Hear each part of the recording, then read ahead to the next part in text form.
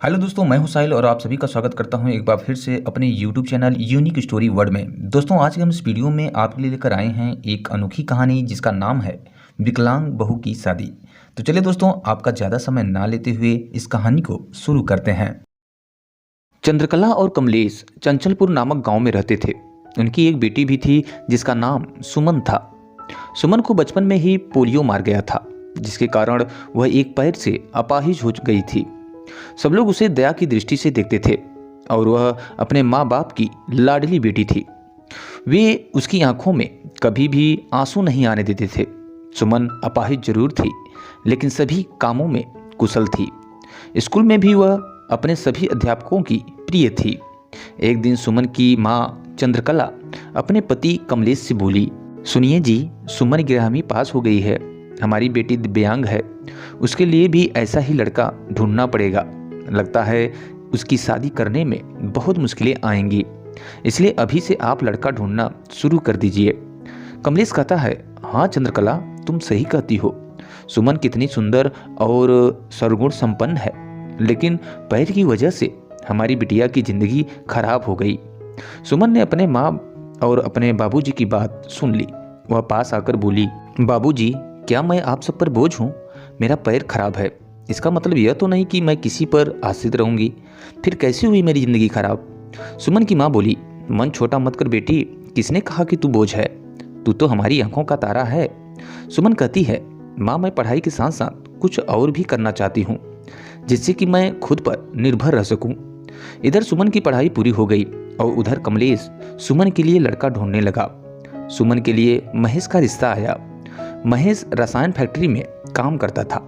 महेश अपनी माँ सुधा और अपने पिता सोहन के साथ सुमन को देखने उसके घर गया। महेश के पिताजी कहते हैं, अरे बेटा, लड़की का तो पैर खराब है। महेश कहता है, पिताजी, अगर मैं दिव्यांग लड़की से शादी करूंगा तो मुझे किसी का जीवन संभालने का सौभाग्य मिलेगा। महेश की माँ कहती हैं, बेटा, तेरी जिंदगी है, जो भी फैसला लेना हो सोच समझ कर लेना। महेश कहता है, देखिए सुमन जी, मैंने आपकी जितनी भी तारीफ सुनी, उससे मैं खुद को आपसे मिलने से रोक ही नहीं पाया।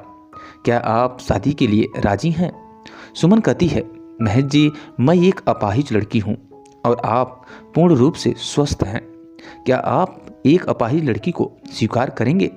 महेश कहता है, सुमन, मैं जिंदगी भर आपका सहारा बनने के लिए तैयार हूँ, अगर आपको एतराज ना हो तो। सुमन कहती है, अगर आप तैयार हैं तो मैं खुश नसीब हूँ कि मुझे आप जैसा जीवन साथी मिलेगा। और तब सुमन और महेश की बड़े ही धूमधाम से शादी हुई। चारों तरफ चर्चा थी कि बड़ी भाग्यशाली है सुमन, जो दिव्यांग होते हुए भी उसे इतना अच्छा पति मिला है।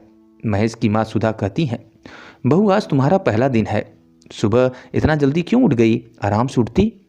तब सुमन कहती है, माँ, मुझे सुबह जल्दी उठने की आदत है और मैंने नाश्ता भी बना दिया है, आप सब लोग नाश्ता कर लीजिए। सुमन की सास ये देखकर हैरान थी कि एक पैर खराब होते हुए भी सुबह उठकर सुमन ने कैसे इतना जल्दी नाश्ता बना दिया। और इसी तरह सुमन ने थोड़े ही दिनों में सारी जिम्मेदारी अपने ऊपर ले ली। सुमन से सभी बहुत खुश थे। सुमन की सास अपने बेटे महेश से कहती है, महेश, तेरी बीबी तो लाखों में नहीं करोड़ों में एक है। मैं तो डरती थी कि कहीं ऐसा ना हो कि एक दिव्यांग लड़की से शादी करके कहीं मेरे बेटे की जिंदगी न खराब हो जाए। महेश कहता है, माँ, मेरा फैसला कभी गलत नहीं हो सकता। आपसे एक बात कह रहा हूँ कि अगर भविष्य में मुझे कुछ हो जाए तो सुमन को अपनी बेटी की तरह रखना। महेश की माँ कहती हैं, चल पगले, ऐसा नहीं बोलते, वो अभी भी मेरी बेटी ही है। और अगले ही दिन उनकी खुशियों को जैसे किसी की नज़र लग गई। महेश की फैक्ट्री में जहरीली गैस लीक हो जाने के कारण कई लोगों की मौत हो गई, जिनमें महेश भी शामिल था। और जब ये खबर महेश के घर पहुंची तो घर में हाहाकार मच गया। लेकिन सुमन तो मानो जैसे पत्थर सी हो गई। वो एकदम खामोश थी, उसकी आंखों में आंसू नहीं थे। वह महेश को यूं ही फटी आंखों से देखती रही। तभी कुछ औरतों ने उसे हिलाते हुए कहा, बहू, रो ले, देख महेश को, वह मर गया है। अगर तू रोएगी नहीं तो पागल हो जाएगी, तू विधवा हो गई है, विधवा। और तब इस तरह की बातें सुनकर सुमन फूट फूट कर रोने लगी। सुमन रोते हुए बोली, उठो महेश, आंखें खोलो, मैं अकेले किसके सहारे जीऊंगी? अभी तो मैंने तुम्हारे साथ कुछ ही दिन गुजारे थे, फिर मुझे अकेला छोड़कर क्यों चले गए? और फिर महेश का अंतिम संस्कार हो गया और सुमन के अरमानों का भी। सुमन की सास कहती है, अरे ये क्या बहू, सफ़ेद साड़ी क्यों पहनी है तुमने? सुमन कहती है, माँ, सबने मुझे कहा कि मेरे जीवन के सब रंग महेश के साथ ही चले गए, अब मुझे सफ़ेद साड़ी ही पहननी है। सुमन की सास कहती है, नहीं बेटी, तुम हमारे दुख को और मत बढ़ाओ, आज से तुम कभी भी सफ़ेद का साड़ी नहीं पहनोगी। हफ्ते महीने यूं ही शोक में गुजर गए और फिर एक दिन सुमन के माता पिता सुमन को लेने के लिए उसके ससुराल आए। सुमन की माँ कहती हैं, मेरी बेटी का जीवन तबाह हो गया, पूरी जिंदगी अकेले कैसे काटेगी, इसीलिए हम उसे अपने साथ ले जाना चाहते हैं। सुमन की सास कहती हैं, देखिए समधन जी, सुमन कहीं नहीं जाएगी, आप उसकी शादी करके कर्तव्य मुक्त हो चुकी हैं, लेकिन अब हमारे भी कुछ कर्तव्य हैं। हमारी बहू हमारी बेटी बनकर हमारे पास ही रहेगी। ये कहते हुए सुमन की सास सुधा ने सुमन को गले से लगा लिया और तभी सुमन के ससुर सोहन ने सुमन के पिता से कहा, हाँ समधी जी, सुधा सही कह रही है, हम सुमन को आगे पढ़ाएंगे और किसी लायक बनाएंगे, आप चिंता मत करना, हम अपनी सुमन को पलकों पर बिठा कर रखेंगे। और तभी सुमन कहती है, माँ बाबूजी, महेश इनके इकलौते बेटे थे, अब वो नहीं है, तो ऐसे में मैं भी इनको छोड़कर चली जाऊं, ये सही नहीं है, मैं इनके पास रहकर ही इनकी सेवा करूंगी। और तब सुमन के माँ बाबूजी चले जाते हैं। अब सुमन अकेली थी, उसने अपना सारा ध्यान पढ़ाई में लगा दिया। ऐसे में उसकी मुलाकात संजय से हुई, जो समय समय पर सुमन की पढ़ाई में मदद करता था। संजय सोहन के दोस्त का सबसे अच्छा बेटा था। वह काम के सिलसिले में महेश के पिता के पास उसका आना जाना लगा रहता था। संजय इंजीनियर था और बड़ा ही शालीन स्वभाव का संस्कारी लड़का था।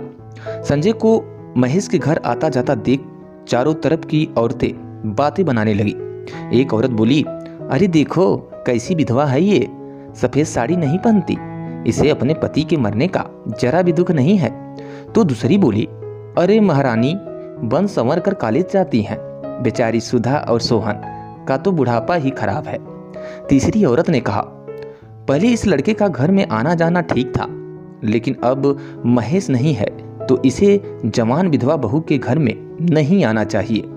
लेकिन सुमन को किसी की बातों से कोई फर्क नहीं पड़ता था, क्योंकि उसके सास ससुर उसके साथ थे।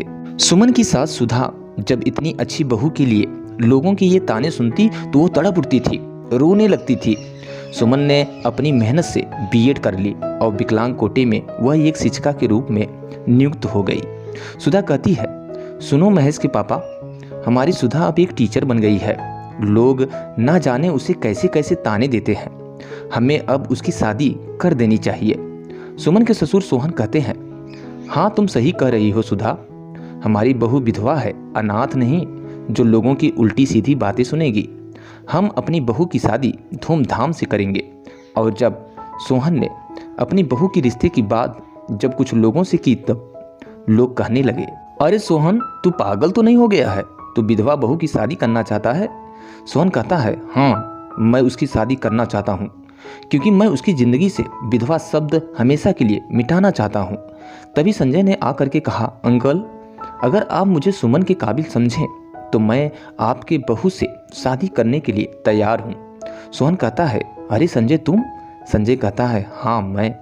सोहन कहता है, मुझे यकीन ही नहीं हो रहा है कि मेरी बेटी को तुम्हारे जैसा लायक और होनहार बेटा पसंद करेगा।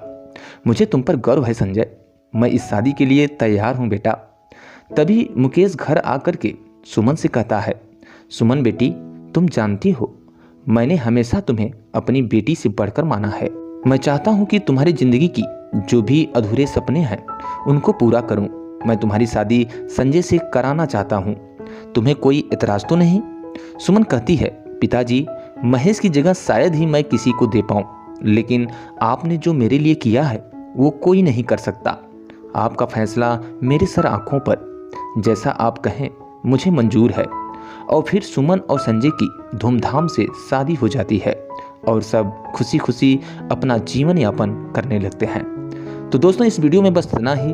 उम्मीद करते हैं ये कहानी आपको पसंद आई होगी। अगर दोस्तों कहानी पसंद आई हो तो इसे लाइक करें और चैनल पे पहली बार विजिट कर रहे हैं तो चैनल को सब्सक्राइब कर लें और बेल आइकन को जरूर प्रेस कर लें ताकि हमारे द्वारा अपलोड किए हुए लेटेस्ट वीडियो का नोटिफिकेशन आपको सबसे पहले मिल सके।